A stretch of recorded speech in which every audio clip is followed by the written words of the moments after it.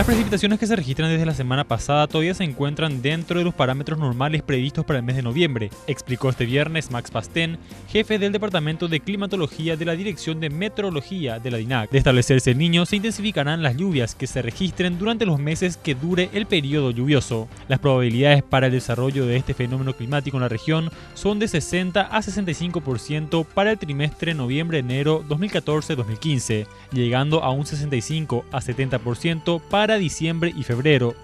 La Organización Mundial de la Salud aumentó a 4.960 el número de muertos por ébola, de un total de 13.268 casos registrados por esta epidemia que afecta a Liberia, Sierra Leona y Guinea desde marzo. La institución sanitaria dijo que la tendencia a una disminución de la transmisión que se observa desde hace poco se mantiene en algunos distritos de esos tres países africanos, pero que en otros distritos los casos continúan multiplicándose. La OMS señaló además que ningún nuevo caso se ha reportado en Mali, España o Estados Unidos, que mantienen un alto nivel de vigilancia considerado esencial.